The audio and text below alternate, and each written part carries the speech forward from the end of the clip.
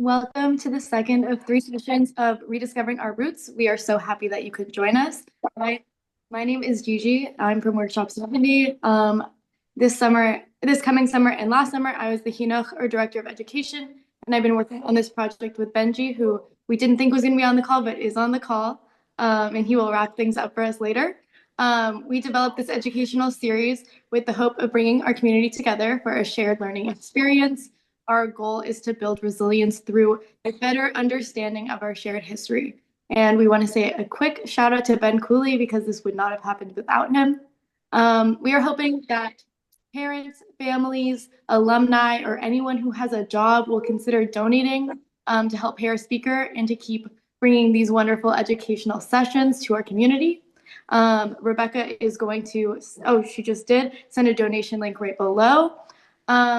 Today, we have the pleasure of having Caroline Luce, who is a historian, and her work sits at the intersection of labor history, Jewish studies, and digital humanities, specializing in immigration, labor, and working class culture in the American West. She is currently writing a book about Yiddish-speaking Jewish diaspora in Los Angeles, and her research and public history projects bring to life neighborhoods, workplaces, and cultural institutions that have shaped Jewish Los Angeles.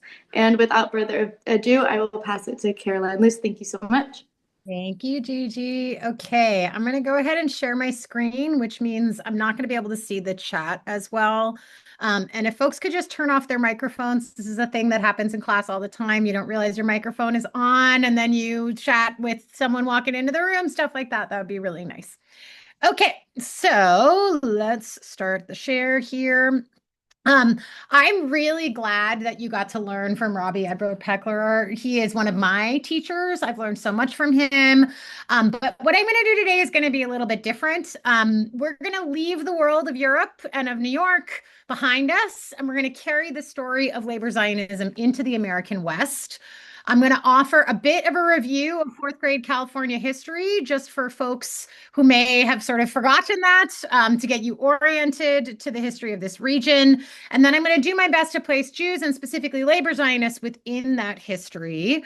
What I'm going to present today comes from my forthcoming book, Yiddish in the Land of Sunshine. And one of its central arguments is that American settler colonization shaped both Jewish inclusion and Jewish otherness in the borderlands of the Southwest. And that so sometimes contradictory realities shaped the contours of Jewish radicalism here as well. So I want us to think about place and place making and race making and how those processes are connected today. Then we'll think through some of the tensions and contradictions that emerged within the labor Zionist movement in this region. And hopefully I'll leave enough time so we can kind of talk about that in conversation together. I'm going to talk fast. I have a tendency to talk really fast. So if I'm getting way out of control when it comes to speed, just do message me in the chat. I have it open. But I've got a bunch of pictures and hopefully some of this information will be familiar to you. So I'm just going to roll here. All right. Let us start by reminding ourselves that we are speaking tonight on the ancestral and unceded territory of the Tongva people and pay our respects to elders and relations, past, present, and emerging. We also know that land acknowledgements are not enough, and so I've offered a few ways here for folks who are part of the UCLA community to get involved in supporting Indigenous students, as well as a link to the Tongva Land Conservancy, which is dedicated to stewarding land that has been given back to the Tongva people. If you're interested in the land back movement, that's a good place to go. Now, as some of you will know, the colonization, expropriation, and displacement of the Tongva began with the Spanish nearly a century before American annexation. Good old Father Junipero Serra, who we may have a vague memory of, established Mission San Gabriel, and the Franciscan monks took it upon themselves to, quote, civilize the Indians by forcefully converting them to Catholicism and through various forms of coerced and uncompensated labor. The Tongva did not like this arrangement. And repeatedly attacked the mission violently several times, rose up against the missionaries. So in the late 18th century, the Spanish governor proposed a new solution to avoiding these uprisings, and that was to send a group of colonists to establish a town nearby and distribute some of that land to indigenous people in the hope that that might bring peace. So in 1781, 44 Spanish colonists established El Pueblo de Nuestra Señora la Reina de Los Angeles, El Pueblo de Los Angeles. In 1821, Mexico won its independence from Spain. They expropriated and secularized the mission lands. They abolished slavery and upended the racial caste system that prevailed in New Spain. They seized the ranchos and redistributed the land to the heroes of the independence struggle, but they didn't return the land to the Tongva people. And much of the political economic structure of the Spanish regime remained in place. So, around the time of the American annexation, LA was a small and diverse pueblo of about 1,600 residents, including Mexicanos, Californios, folks of indigenous, Mexican, mestizo, and African descent. It was surrounded by these enormous and largely unoccupied ranchos that you can see in this map in the bottom corner. The Sepulveda family, for example, their rancho was about 33,000 acres, encompasses almost all of today's Santa Monica. Los Feliz was one guy's rancho, 7,600 acres. Rancho Los Feliz, you get the idea. In the same years, another colonial power was gradually moving into the Southwest. That's the United States. American colonization accelerated after the so-called Louisiana Purchase in 1803 and the forceful removal of indigenous inhabitants of those conquered lands. Then the Indian Removal Act of 1830, which authorized the president to negotiate and/or coerce treaties that forcibly removed the Cherokee, Muskogee, Seminole, Chickasaw, and Choctaw nations. That resulted in the so-called Trail of Tears, as well as the expansion of American slavery. And alongside this violent displacement, the Western frontier became an increasingly integral part of the American imagination. Guided by sort of providential visions of conquest, that God had granted Americans dominion over these lands from sea to shining sea. I think this vision is perfectly captured in the painting by John Gast here in the middle that you may recognize from your American history textbook. This is an 1872 painting called American Progress. And you can see he depicts progress as this diaphanous woman with two railroads following behind her. The indigenous people in this image are barely visible. Their disappearance is largely taken for granted. And note here that all the settlers on the ground are men. This sort of heroic vision of the West was really all wrapped up in anxieties about the rise of wage labor and urbanization in the 19th century. Cities came to be regarded as sites of weakness and dependence. They were morally corrupt, dirty, diseased, whereas the Western frontier was a site of toughness and independence, of masculinity and self-sufficiency and resilience. So the logic here is that the restoration of the vitality of American men could in turn revitalize the nation. This mythic vision of the frontier emboldened settlers in Texas, led by Sam Houston and Stephen Austin, to declare the territory an independent republic. That's what John O'Sullivan is referring to in this quote here, that Texas is ours. That instigated the Mexican-American War. And a few months into that war, a group of American settlers rolled up to then Governor Mariano Vallejo's rancho in what is today Vallejo, California, and declared that California, too, was an independent republic, a bear flag republic. You may know that from our flag.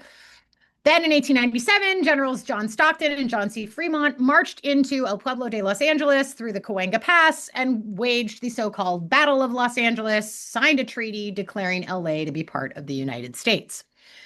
So American annexation of Southern California brought thousands of people under American sovereignty who defied existing legal, racial, and linguistic categories.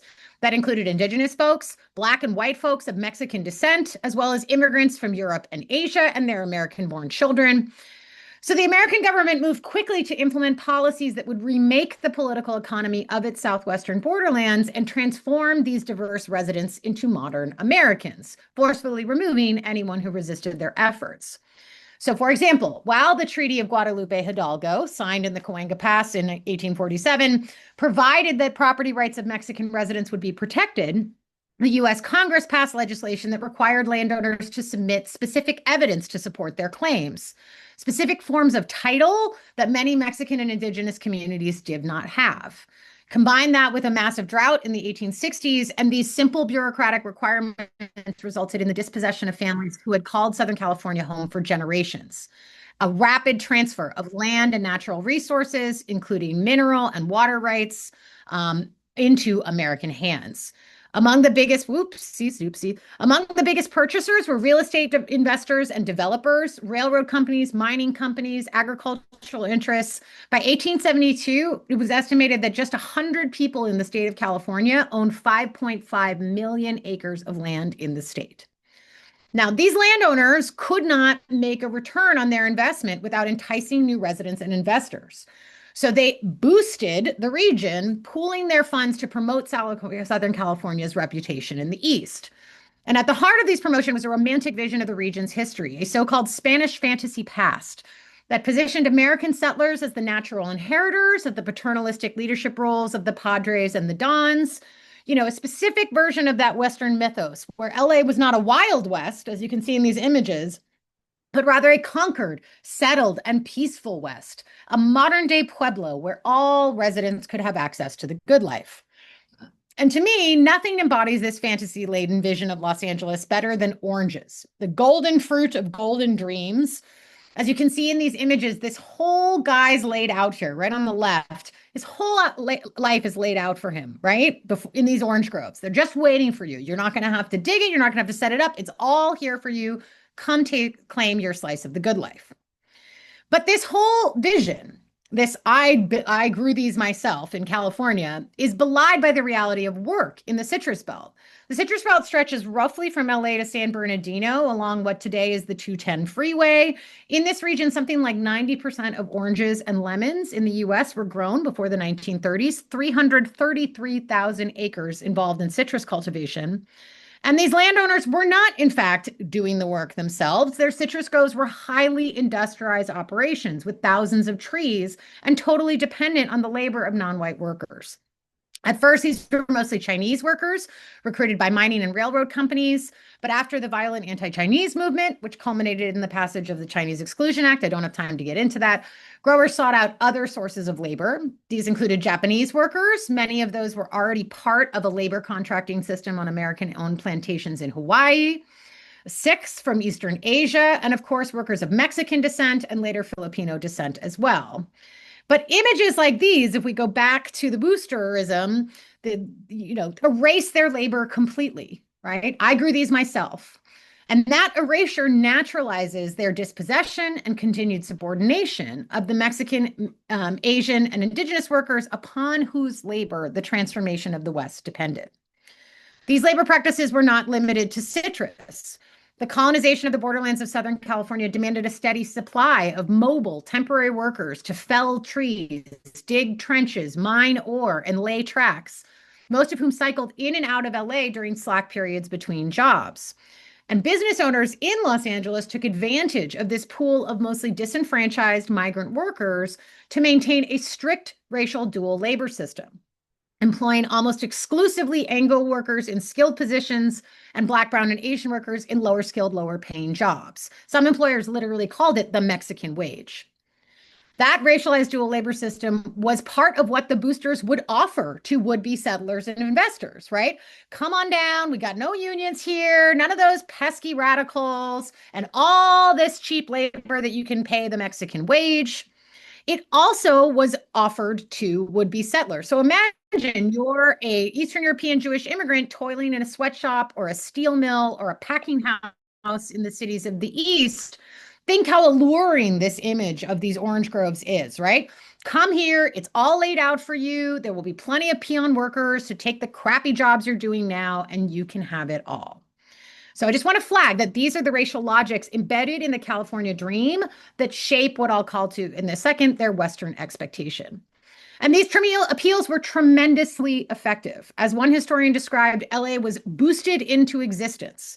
The city's population increased from less than 10,000 residents in 1870 to over 100,000 by 1900 to over 500,000 by 1920.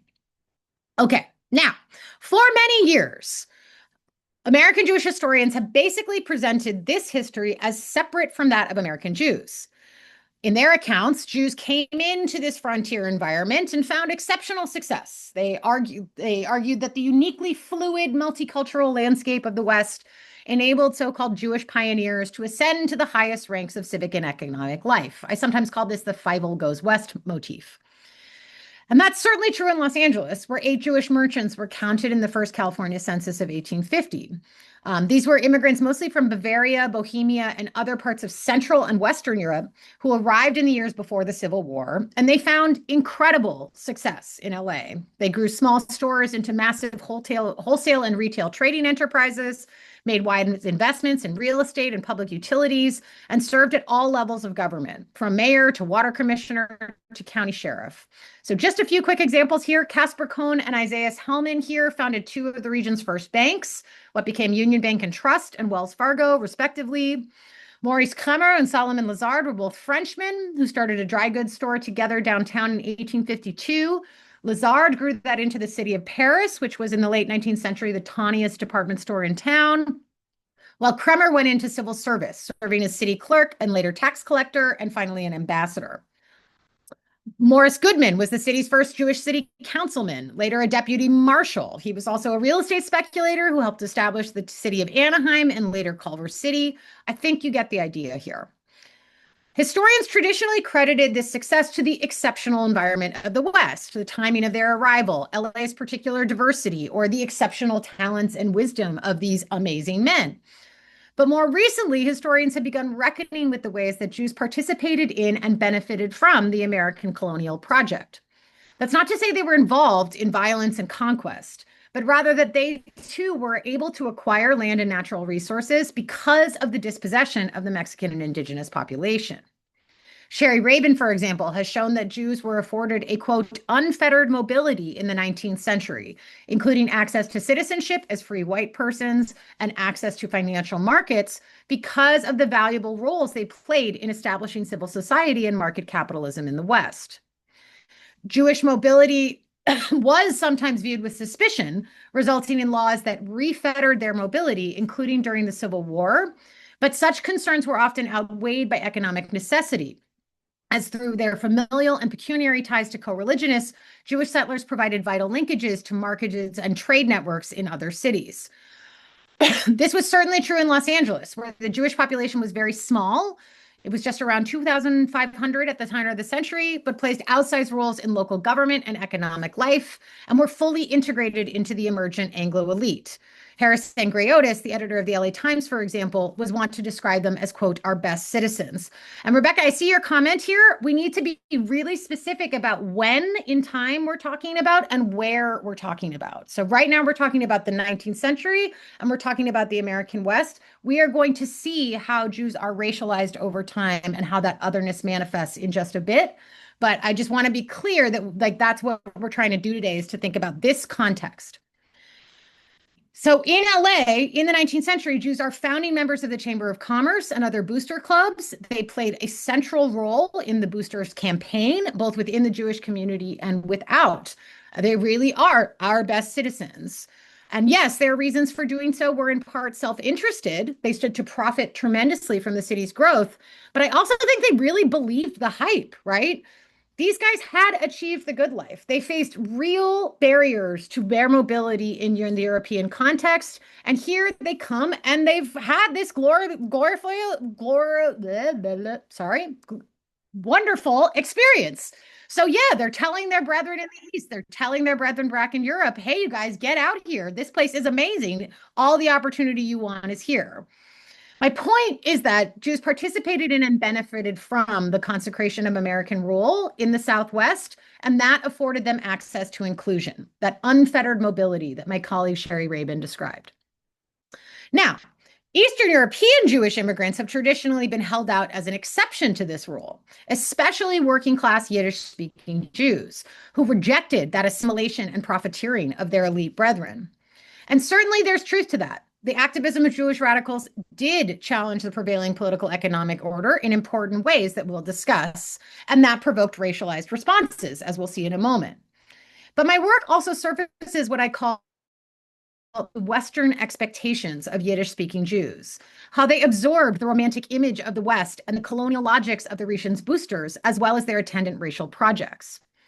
Much of the book is focused in Boyle Heights, which was home to the highest concentration of Jews west of Chicago in the 1930s.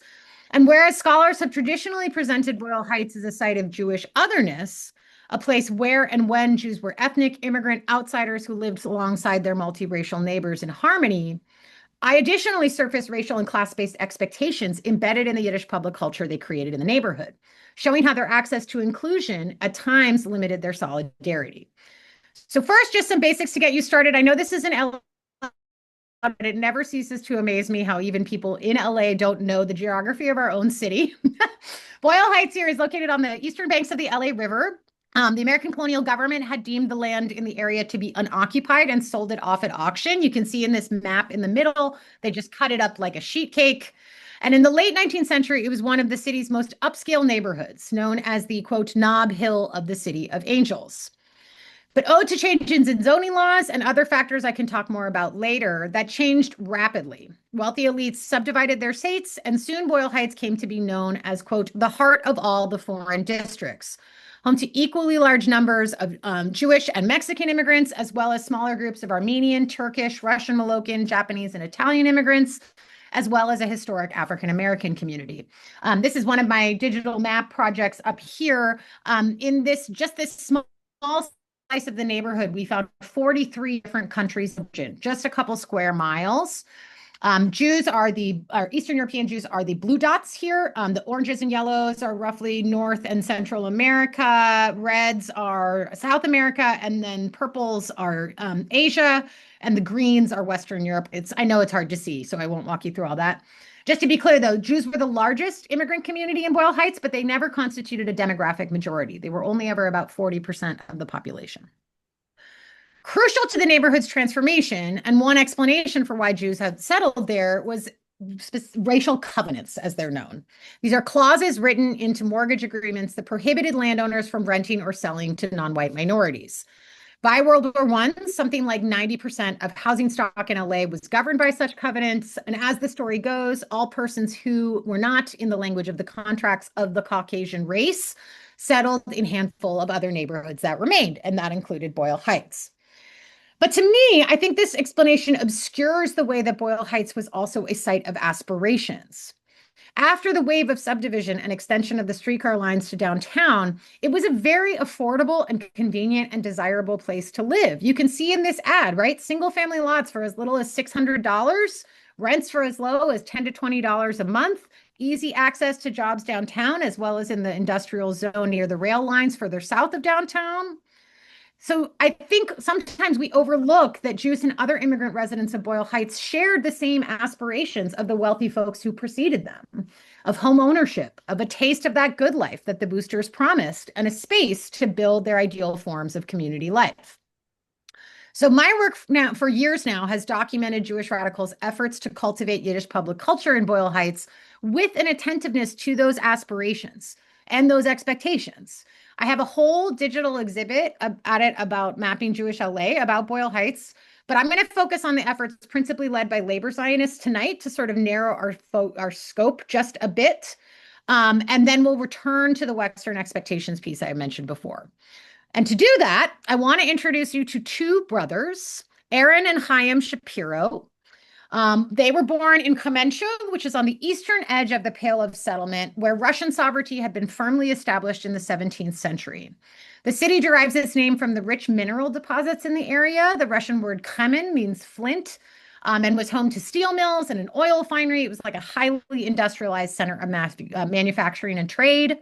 Theirs was an affluent family. Their father was a wealthy merchant, sent them to both There's Hader. no water in the recipe, but I have to add water. Yeah, is it fine? Guys, if we could please keep our mics muted. Thank you, Naomi. And Sherry, just to answer your question real quickly, Jews really started moving into Boyle Heights around the turn of the 20th century. Okay, so Shapiro family, able to read and write in Russian, Ukrainian, Hebrew, and Yiddish. That's an incredible amount of education at the time.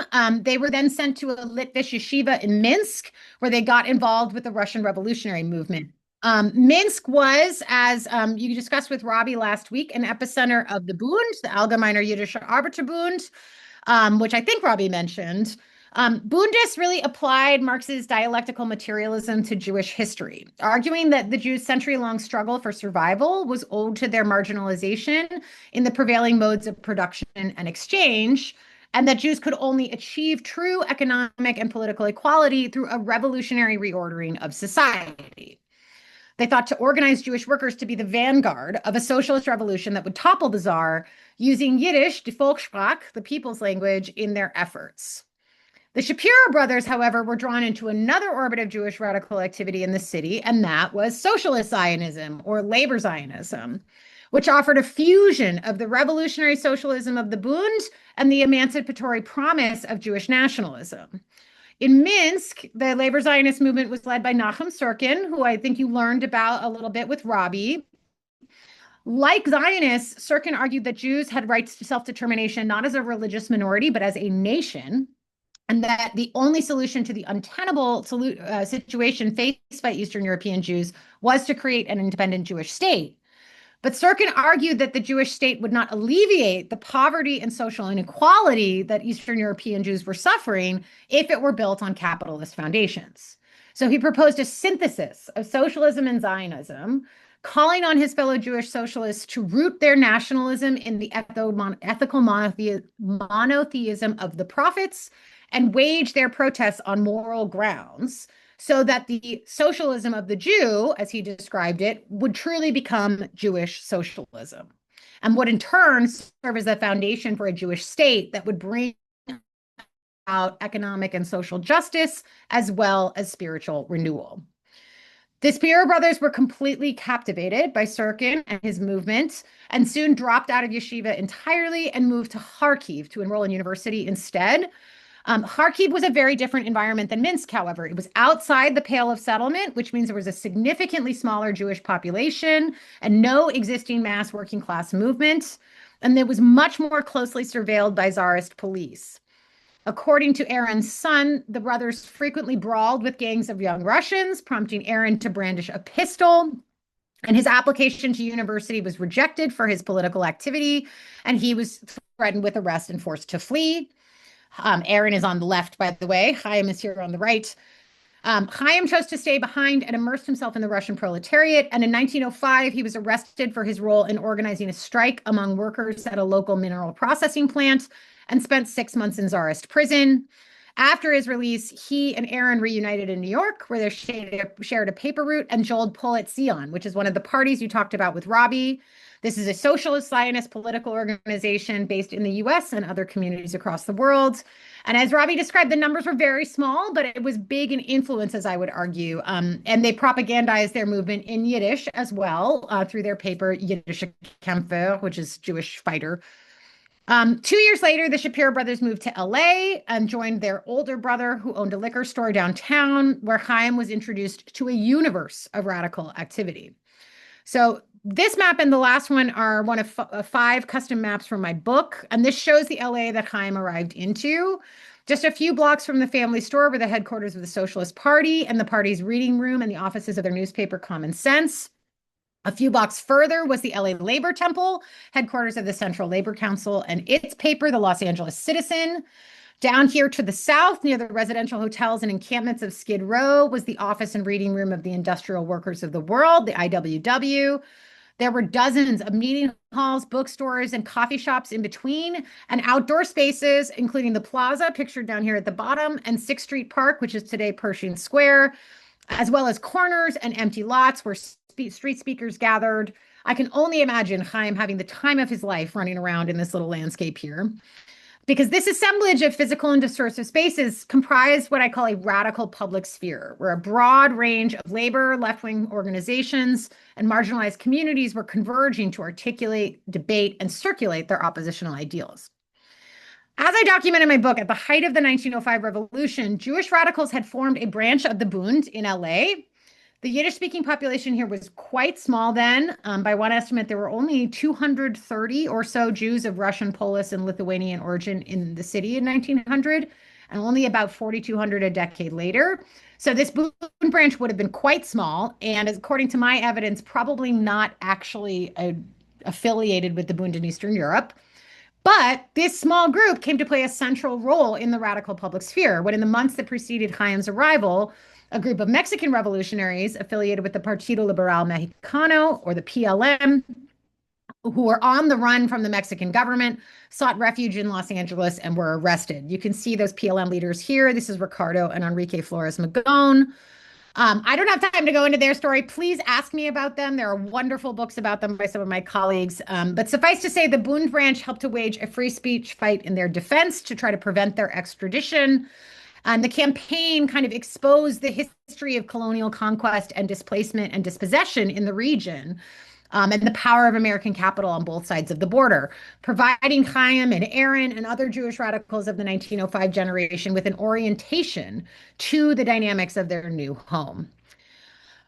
That's all I can say about that for now. Again, happy to answer questions. I want to talk about the ideas that Chaim and Aaron brought with them, and specifically Yiddish cultural nationalism.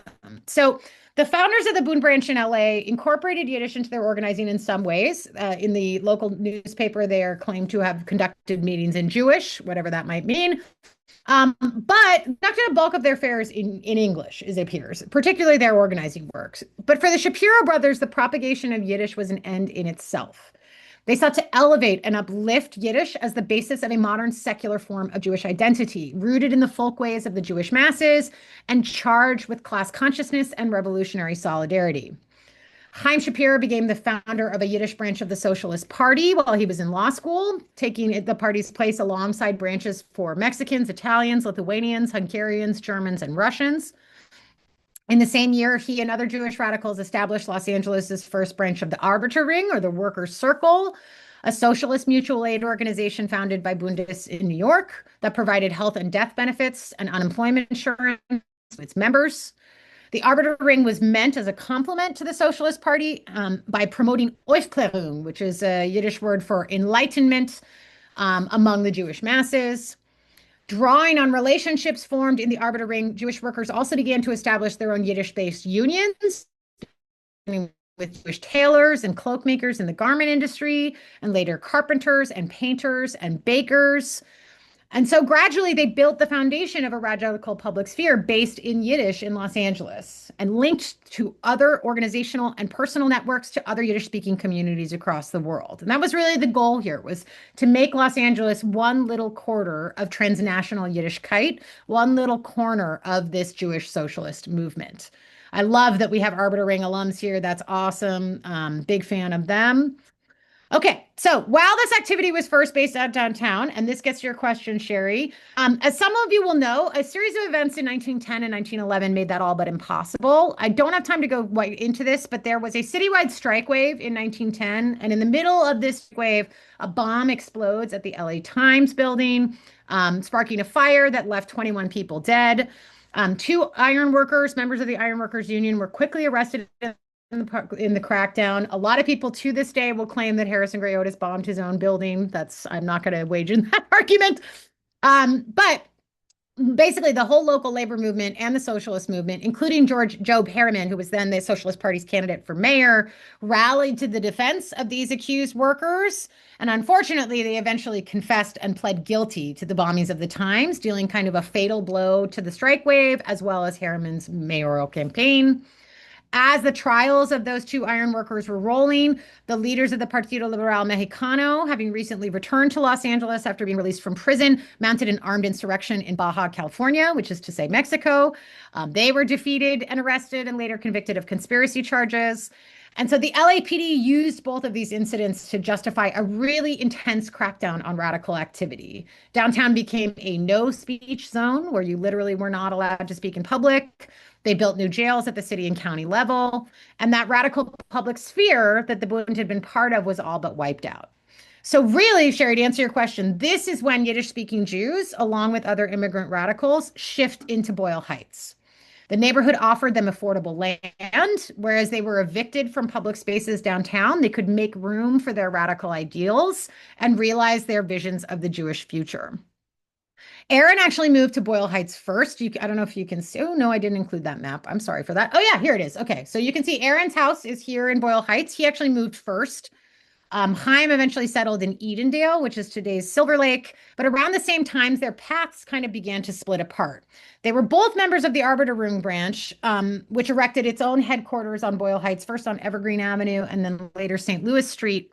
And both brothers then joined fellow labor Zionists to form a branch of the Farband. That's the Yiddish National Arbeiter Farband. It's essentially the Arbiter Ring, but it's a complement to Polit Zion and a mutual aid program and insurance plan that also raised funds to support Jewish settlement in Ottoman Palestine. But over time, Aaron basically distances himself from the Socialist Party. He increases his engagement in non-socialist Zionist organizations, serving as the first president of the Ahabath Zion Society, which is the affiliate of the Federation of American Zionists formed in LA. And then in 1917, he became the first president of the newly constituted Zionist district of Los Angeles. Chaim, by contrast, became more deeply committed to cultural nationalism in the mode of Chaim Zhitlovsky. You guys didn't talk about him last time. I don't have a huge amount of time to spend on him. I'm kind of surprised Robbie didn't talk about him because I know he's one of his faves. But Zhitlovsky was essentially a critic of Marxism, particularly its claims about the dangers of nationalism, and instead advocated for the advancement of Yiddish culture as an equally important component of Jewish self-determination as economic transformation. So he's essentially saying we can't be a fully self-determined and autonomous nation. We can't even talk about being a healthy society until we invest in Yiddish culture and bring about an enlightenment of sorts, elevating Yiddish culture as one of the world's foremost culture, as the basis of self-determination that could unite and sustain the Jewish community throughout the global diaspora. He was a tried and true Yiddishist. He actually organizes a whole conference in 1908 in Chernovitz. It goes very terribly because no one agrees with him that Yiddish should be the language of the Jewish people. I'll talk about that more later. Okay, so Chaim and other members of the National Radical Club came to admire Zhitlovsky immensely. Chaim believed Yiddish to be vital to the, quote, freedom, independence, and self-respect of our people. So he gets very involved in building up a local Yiddish press. The largest newspaper in the U.S. at the time, the Forwards, the Forward, which is still published today, had hundreds of local subscribers. But as one local writer complained, if something is written about Los Angeles there, it takes a week before one manages to see it in print, right? So it's not a very helpful local organ if you're trying to, say, organize a strike or invite people to a meeting. So they decided to apply the principles of mutual aid to opening a new printing house. They called it the Pacific Cooperative Press. They employed union typesetters and operated the press as a democracy with its employees as well as its shareholders afforded a vote in the decision making. And they started their own Yiddish weekly, Pacific Volkszeitung, that's the Pacific People's Paper, to serve as that local organ that they felt they were missing. It does not last, I'm sorry to say, but you get the idea. In the same years, Chaim also served as the founding principal of the city's first Yiddish school for children. And as far as I can tell, the origins of Chabonim lie in this Volksschule. They called it the People's School, the Volksschule. It is part of the Farband movement, in essence. The founders of the Volksschule believed that the American education system was bourgeois and assimilationist and reactionary and nationalist. And they wanted to supplement that education for their children through classes in Yiddish language, literature, and Jewish history, as well as an arts program of singing and dancing and drama. You can see here the Volksschule started in rented halls in 1912. The earlier picture here is below, the older picture is above. But in 1922, they raised enough money to purchase a large Victorian home on Soto Street in the heart of Boyle Heights. They raised about $25,000 to remodel the building, constructing large classrooms and meeting halls, and a library for adults. And everybody basically held their meetings there at the Volksschule. They had fundraisers, social events, union meetings, and visits from Yiddish luminaries, including Peretz Hirschbein, David Pinsky, and our old favorite, Nachum Sirkin, straight out from Minsk, all the way to LA. So I think this is the roots of Habanim. I mean, it's indisputably the roots of Habanim in LA, but also probably Camp Gilboa. Okay, so these institutions were guided by an explicitly nationalist vision, right? They were designed to support and uplift the local Jewish community and the Jewish community alone. Chaim found ways to balance that commitment to Jewish nationalism with an unceasing commitment to proletarian nationalism that he had fought for in the plaza through the defense of civil liberties. So after he passes the bar, he and Aaron open their own legal practice together. They were mostly representing trade unions and other immigrants threatened with deportation. particularly those who had been active in the Russian Revolution of 1905 and faced death sentences if they returned. He then forms a law partnership with a guy named Fred Moore. Fred Moore was affiliated with the IWW, the the Industrial Workers of the World. He had defended folks involved with the Lawrence textile strike, although I know that won't mean much to people here. And he started taking on cases defending IWW members in Southern California. In 1917, he took his most high-profile client to date, that is Raul Palma. He was a PLM member and longtime companion of Ricardo Flores Magon's stepdaughter, Lucille Norman. Palma had been arrested by a notorious LAPD detective named Luis Rico at a rally in the plaza and charged with attempting to incite a revolution, which made him subject to deportation. Haim secures his release then, and then a few months later, Detective Rico arrests him again, this time on trumped-up charges of murdering a grocery store owner 2 years prior.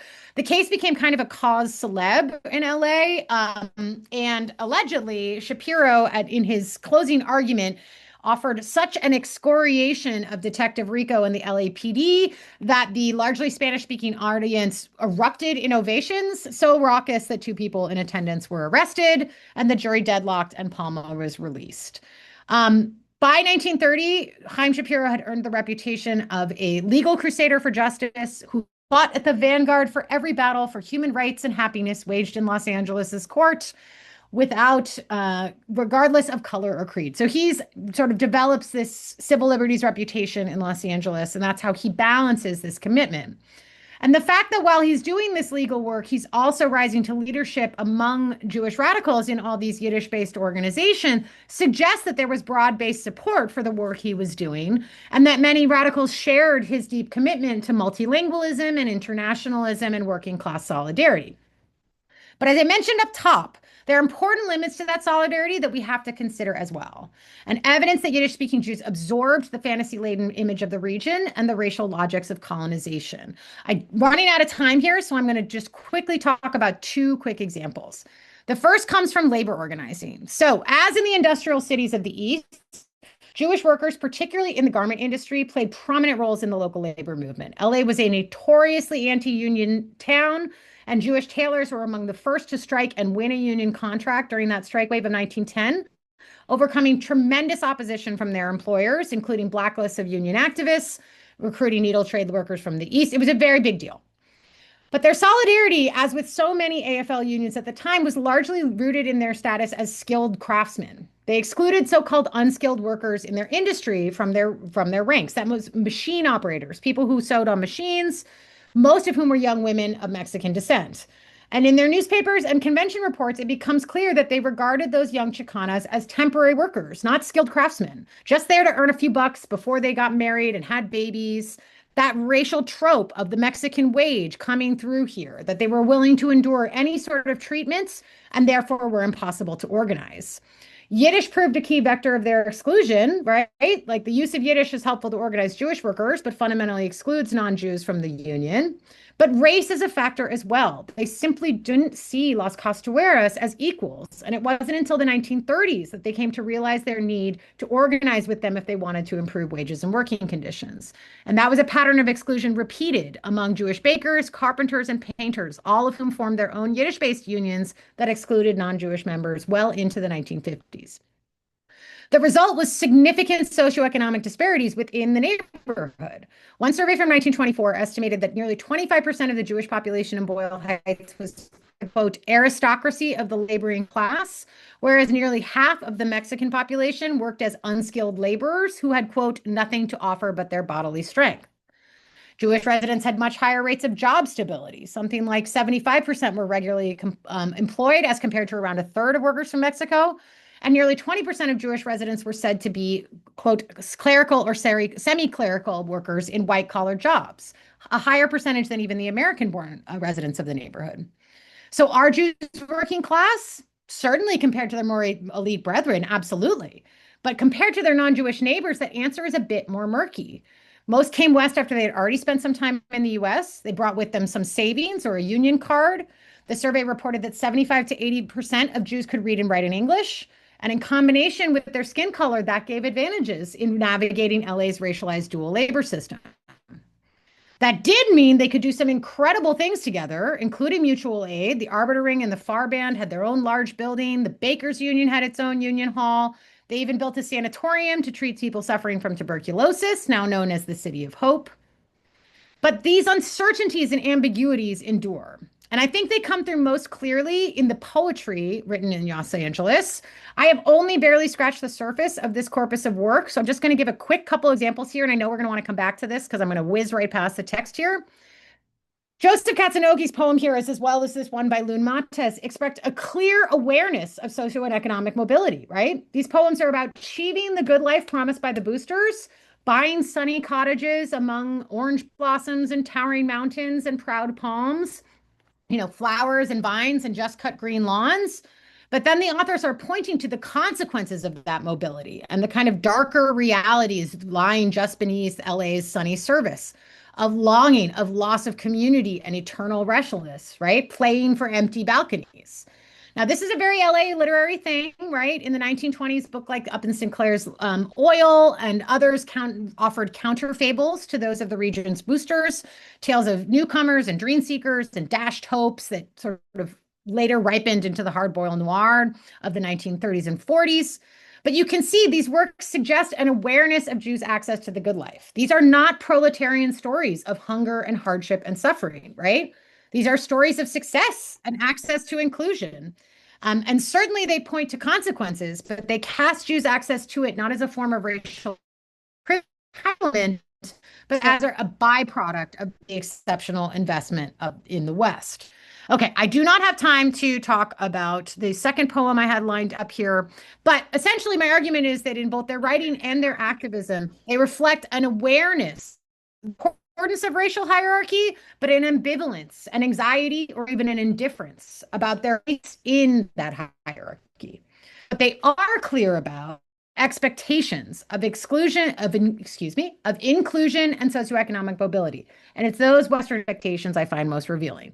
However, to get to the end here, these attitudes and erasures did not go uncontested, including among labor Zionists. And in the latter part of my book, I illuminate the history of another orbit that emerged within the Yiddish public sphere, the self-described Linker, or the left or left wing, who aligned themselves with the fledgling Communist Party of the USA and positioned themselves in opposition to who they called Die Recht, or the right, who they regarded as their opponents. And exhuming these histories, I argue, exposes a longer history of Jewish otherness in the West and a particular pattern of Jewish racialization that was also intimately bound to American settler colonialism. Central to this otherness is what I describe as the specter of the Jewish Bolshevik. The ways that Jewishness was invoked and denied to explain radicals' un-American behavior, and the variety of carceral and cultural practices that rendered Jews deviant racial others to be disavowed, punished, and removed. My fourth chapter begins with a so-called deportation in Covina in 1919, where a group of young Jewish radicals supporting a strike among citrus pickers were dragged out of the house they were living in by the local sheriff and a posse of 400 townspeople and, quote, deported back to Boyle Heights. Despite the fact that Los Angeles County Health Department declared the citrus pickers, who were mostly Mexican and Japanese, to be, quote, poorly nourished and badly sheltered, and claimed that they had died like flies from the Spanish flu, according to growers and the local sheriff, the Bolsheviki agitators were responsible for this strike. They claimed they had infiltrated the groves and ginned up trouble among the pickers, which is to say, law enforcement and the local press dismissed the legitimate concerns of the mostly Mexican and Japanese pickers in favor of conspiratorial narratives about Jews. The deportees were described as Russian Jewish or coded as Jewish in more subtle ways, with references to their dark skin and very curly black hair. The press coverage, as well as the trials that followed, applied nefarious meanings to their Jewish bodies to justify these extra-legal kidnappings. And their allegations engendered so much hysteria that the district attorney launched a grand jury investigation into the, quote, human vermin which have been infesting this county. So characterizations of Jewish Bolsheviks as outside agitators who disrupted the natural racial order served to delegitimize efforts to challenge the concentrated control of land, capital, and natural resources by the region's white settler elites. Or to put it another way, by catastrophizing Jews' power to manipulate and coerce, they simultaneously denied the agency of Mexican, Asian, and Black workers by casting them as simple-minded victims of sinister Jewish plots. And gender and social reproduction were at the center of this racialization process. Even though only a few of the deportees were women, the local press absolutely obsessed over their bodies, their looks, their fashion, their hair. You can see the ladies who see red. As I argue, the quintessential Jewish Bolshevik was prefigured by the police and their allies in the press as a young, childless, trouser-wearing Jewess. This same specter, however, came to haunt many of the Yiddish institutions that Shapiro and their cohort had founded in Boyle Heights. And I think thinking about this gendered specter of the Jewish Bolshevik haunting those debates can move us beyond traditional partisan understandings of the Recht and the Link and into the more effective dimensions of these organizing struggles. In the case of garment workers, many older male union leaders regarded these younger, more militant female co-workers, many of whom had been for years raising legitimate concerns about the exclusion of Mexican women from the union, as disruptive troublemakers, bent on destruction, who lacked decorum and required disciplines. And the debates between them eventually broke the union in two. At the Volksschule, similar conflicts broke open between parents who regarded the shul as a nest of chauvinism guided by the biblical spirit of chosenness. They at one point put a lock on the door and refused to let anyone in until the school administration was replaced by those they thought would better represent the interests of the working class. So, in my observation, these conflicts are born of the same anxieties and ambivalences I discussed before. Jewish communists in Boyle Heights also lived in sunny cottages with just cut green lawns and confronted similar questions to their socialist and trade union colleagues, which was in the context of LA, where single family homes were ubiquitous and the racial dual labor system prevailed. Who were the true proletarians? Who should we as Jews locate our interests in line with and our solidarities? Who should we prioritize in our organizing? For many Jewish communists, their collisions with the carceral state, their arrests, jail time, physical violence, the prevailing threat of deportation forever altered the ways that they conceived of their identities and contributed to their fearless militancy. And some ended up abandoning Yiddish and Jewishness entirely, reorienting their work outside of Boyle Heights, yet remaining tied to their families and organizing spaces in the neighborhood. And I think when we write them out of our history, we not only lose this longer trajectory of Jewish otherness, we fail to see the sort of resonances of our own times. So I will say, I'll end here by saying that Jewish radicals do find a way to come back together. There's important things that happened in the 1930s, including the impact of depression and the rise of fascism in Europe. But I kind of wanted to leave it here in this period of sort of fraught debate and conflict, because I think many of us have been experiencing a similar fraught period of late. Certainly, the contours of Jewish community life have changed considerably. For one thing, the Jewish population is much, much larger in LA. And of course, the class position of that community has changed considerably. But I think this question of sort of how should we locate our interests and our solidarities and who should we prioritize in our struggle for liberation are ones that are clearly resonating through these moments. So that's why I wanted to leave it. I think I've talked too long now. I'm going to go ahead and stop sharing my screen and open it up for questions. Yeah, if anyone has any questions, please ask. You can put them in the chat, but you can also unmute yourself and say them. So that's awesome to do, if anyone has. That was amazing. Thank you. I appreciate it. Oh, I want to see the bridge between where you left it and where Gilboa Habunim picked up, but I guess that's... Well, I think that's in part what I sort of, I mean, I watched Robbie's recording, and I think that's a little bit what he was trying to do. Habunim and most of the parties that he discussed last week are byproducts of the 30s and the particular moment of the 30s. So I would encourage you to rewatch that recording. I missed that one. But yeah, here in LA, the first Habonim chapter, I mean, Zev Yaroslavsky's family is actually quite involved with the creation of the Habonim here. Both his parents taught. Habonim does not embrace Yiddish the same way, so they're not actually in my work. I don't actually know that history, so I'll defer to him on that. But yeah, there's a one of the things I assert in the text is that the origins of the Zionist movement in LA are among radicals and socialists. They really like had it on lock long before any of the rest of the sort of mainstream Jews in LA got involved. So there's definitely a thread there.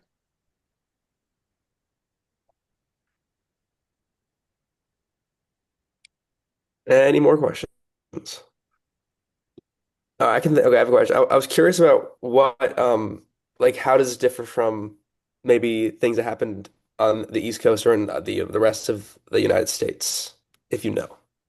Well, I mean, I think there's a lot of similarities. What I am trying to argue is for the centrality of colonialism. I think we really need to understand how much colonization was still underway when LA became a city, and some would argue is continues to be underway today. But the presence of heavy industry, the way the political economy was structured, all of those things around the same time, things that are happening in New York, which of course LA is watching and participating in. Like LA's political economy is just in a different place. I mean, there are not massive industrial facilities here, for one, to unionize, right? So when we think of the Jewish labor movement and we think of these enormous strikes, there are not enough people, nor are there enough industrial workers for that really to happen in Los Angeles at the time. It is a very small town in a lot of ways at that moment.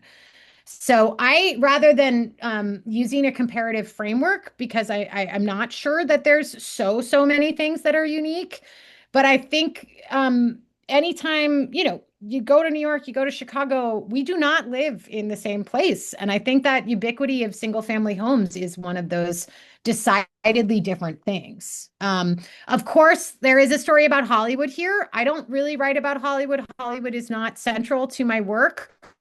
But obviously, as a pattern of settlement, Hollywood presents another thing that is very different and distinct from New York. But in the eyes of my guys, most of those Hollywood guys were bourgeois and reactionary, and they didn't like them, so they kind of write them off. I think Sherry Katz had a question in the chat. Can you talk about the primary sources you used? Yeah, for sure. So my work is born of translating a corpus of Yiddish texts that, if I do say so, no one had translated before. I did that in some very collaborative ways. My Yiddish is not strong enough to have done all this work by myself. And so over the years, I've been presenting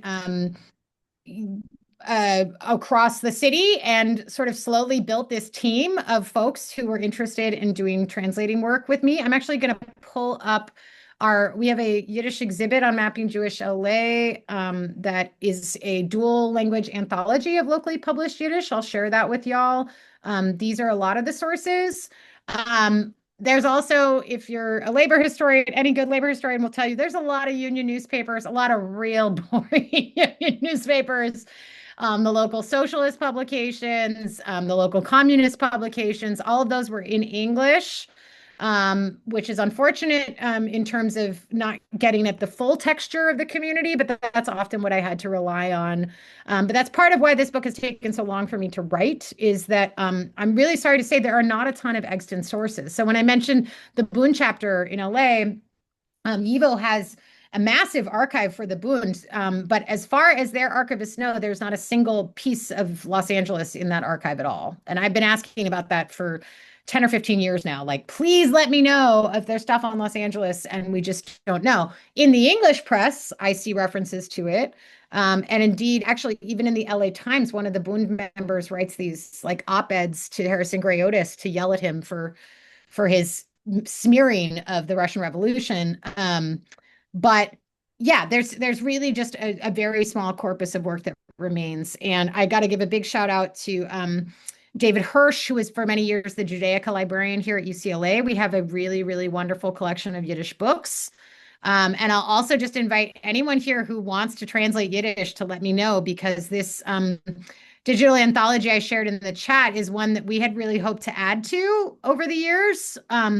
But several of my key collaborators have since passed away, I'm sorry to say. The generation of folks who had the kind of Yiddish skills to to do these translations are unfortunately no longer with us. So I will take the help if anyone wants to give it. I don't know, David, if your Yiddish classes at the Arbiter Ring hold up anymore, but there's really a ton of stuff. And yes, the library from 3rd Street is now at LAPL. They are working on getting that cataloged and indexed. And also the Yiddish National Book Center has a lot of these titles as well, and a huge trove of Yiddish works from LA. Tyson, I don't care because I do not support ChatGPT and refuse to use it. So please don't put these works in ChatGPT. Sorry, I'm offended by that comment. Go ahead, Ben. I say that to you, Tyson, knowing that you're a friend. Good answer. Good answer. I won't do it. Don't do it. Ben, go ahead. You started to say something about this at the end of your teaching, and but also in one of the answers you gave about how Hollywood like set Los Angeles Jews apart, and then you sort of went into this thing that like, but those Hollywood Jews were sort of more bourgeois. And what can you say about what can you tell us about sort of class within the Jewish community and how that played out politically, like during that period of time, not in the like we during that period of time when maybe it was they weren't all tailors, where there started to be more bankers and more industrial Jews, etc. Thank you. Yeah, sure. And this actually kind of gets at your question too, Benji. I mean, I think it's important to keep in mind that even in let's say the garment industry in New York, the bosses were all Jewish too. These are what we call ethnic niche economies. So it's often Jews working for Jewish bosses.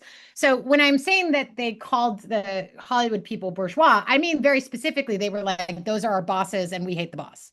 The carpenters and painters unions, the Jewish carpenters and painters unions, many of their members worked in Hollywood as stagehand set designers. They were not in IATSE because they thought IATSE was corrupt, so they formed their own unions. And IATSE was corrupt in early 20th century LA. It is not today. They're a wonderful union. So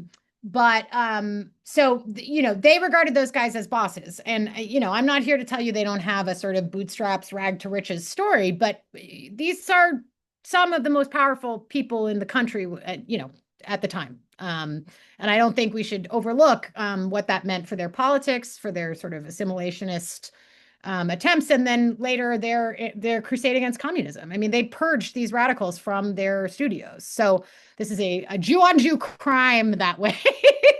And that was why they regarded them with such disdain.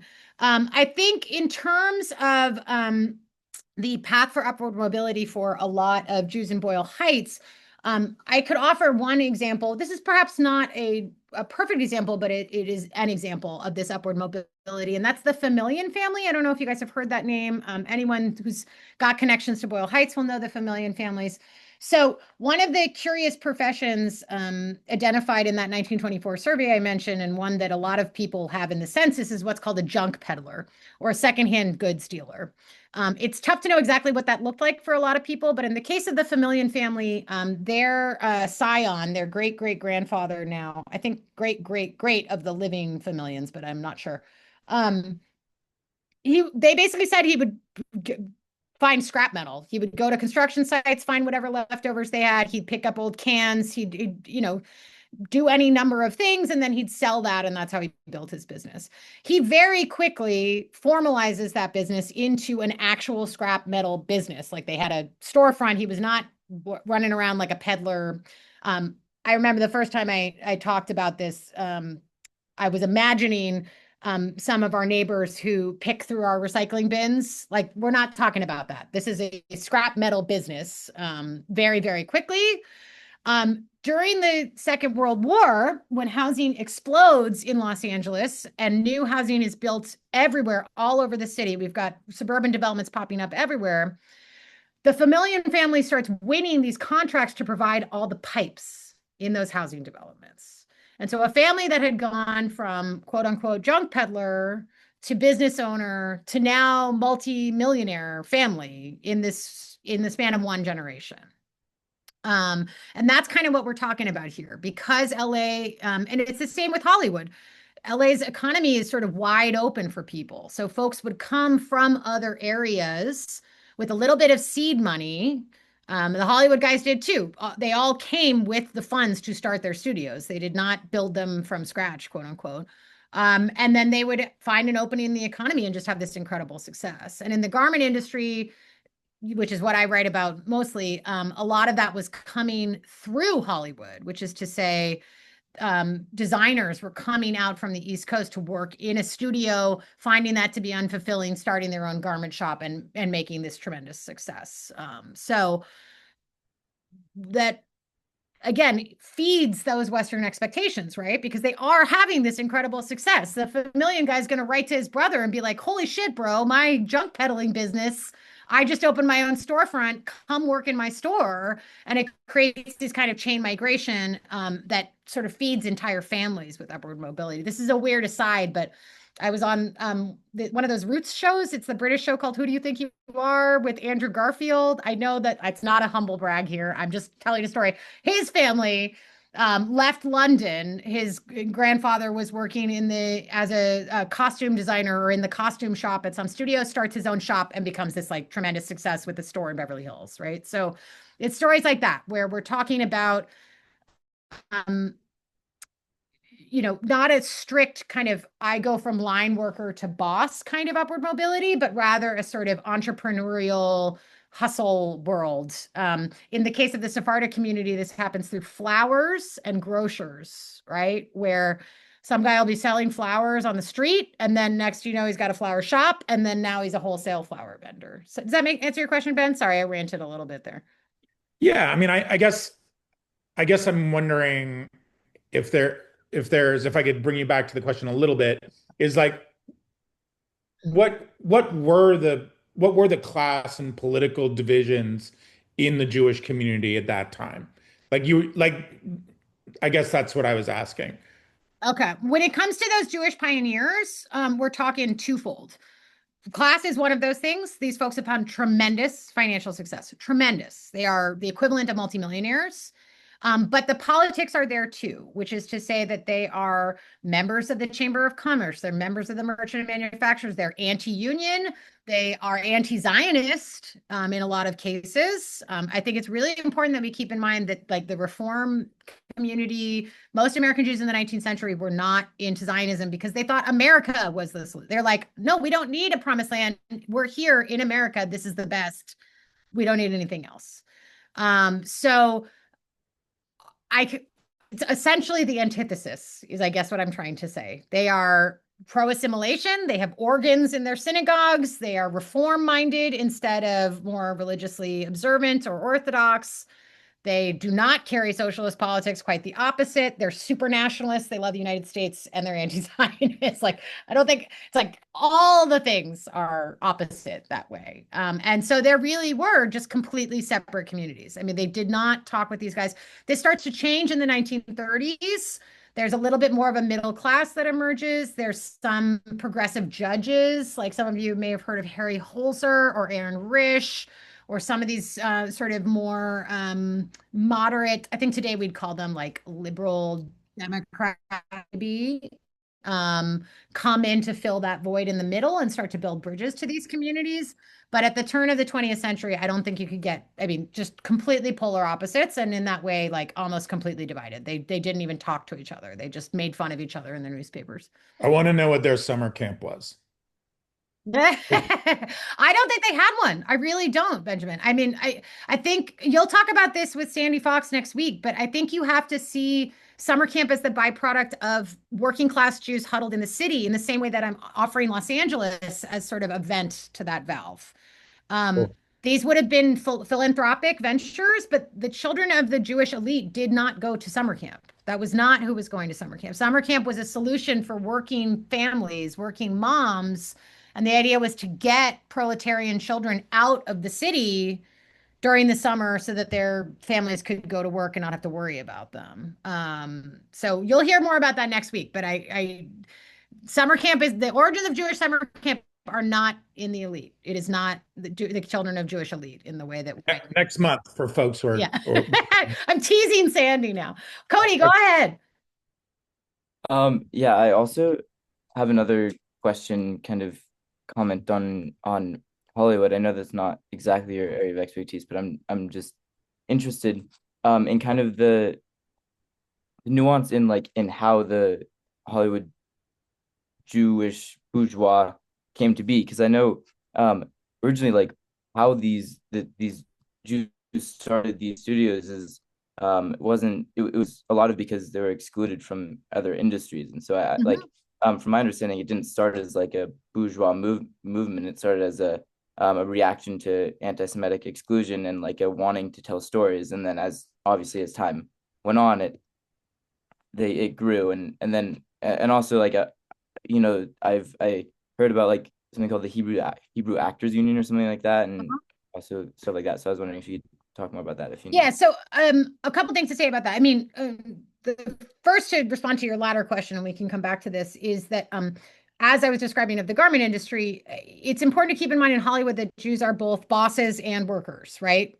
So when I talk about Hollywood being a bourgeois industry, I am talking about the studio heads. I'm not talking about the screenwriters and the line workers, the people who work at those studios. I'm talking about the bosses of those studios.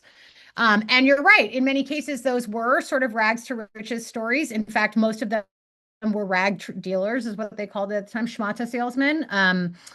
Louis Brandeis, or not Louis Brandeis, I'm sorry. Louis Brandeis is a judge.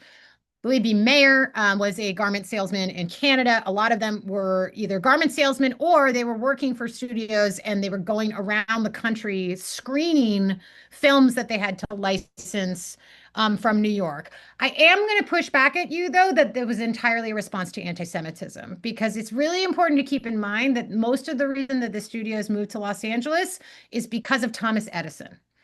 Thomas Edison was a stingy ass copyright claimer. So Thomas Edison claimed to have copyrighted film technology and all of the technology that used each broadcast and record film.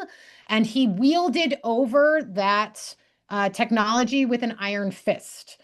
He formed what was called the trust back in the day that would later be declared illegal. And so you could not make a film in New York without having to pay Thomas Edison to do so. You had to rent the cameras from him and you had to buy the film from him. So most of the reason that the studios end up in California is to get away from Edison and his litigious buddies, and that's why they move out here. That's not to say that the reason that Jews don't go into film is not partially because of their marginalization in other economic systems. You're absolutely right about that. They are seeking out new economic niches. So the ones who don't come through the garment industry, which as I described was a very Jewish trade, something like 70% of garment manufacturers in New York were Jewish, 75% of the workforce is Jewish, and a huge customer base is Jewish. Another one is sort of out of vaudeville and or what were called kinetoscope, or what are they called? Kinos or Nickelodeons is the word. These were kind of primitive movie houses where when they were using Edison's technology, I don't know if any of you have been to the Cliff House in San Francisco, has this museum of all these old timey carnival games. You can see these kinetoscopes where basically you just put your eyeballs into this. It's not even a headset. It's like this huge stand and the film is just pulled over the light. So these were novelties that were put in arcades and no problem, Colette. I'm happy to have you join. They were put in arcades. They were put in vaudeville theaters. So by 1910, something like 20 million Americans are going to the movies every week. It just became this hugely popular thing. I think for a new immigrant seeking mobility, this looks like an industry that has space for their success. I just wanted to sort of flag the idea that it is not entirely a response to anti-Semitism. It's also part of a new emerging technology that everyone is seizing on and trying to make money off of at the time. And the thing standing in the way, at least before the 1920s, when all the studios end up here, 1910s and 1920s, is Thomas Edison. I know we love Thomas Edison. We should stop loving Thomas Edison. He is the Elon Musk of his day. That's my hot take. He was not a good man. He was a very, very bad dude. So God bless him for his inventions, but the way he lorded over copyright was not cool, and patent law. But yeah, there's a great book on this. Neil Gabler's An Empire of Their Own is a fantastic book. It's a little old now, but it's a lovely place to start if you're more interested in reading about the Jewish community of Hollywood. Okay, is there any last final quick questions that anybody has? Last call for questions. All right. Okay, thank you again, Caroline, for coming and taking time out of your day to educate us. That was amazing. Super cool information. We really appreciate it. And I want to remind everyone to donate so we can continue doing this speaker series. The link is in the chat. The Zelle is in the chat. Donate. We know you have money. And again, thank you so much for coming. Can't wait to see everybody for part 3 with Sandra Fox. And stay tuned for dates on Instagram and email. We hope to see you there. Thank you. Thank you all Thank for you, coming. Thank you, Caroline. guys.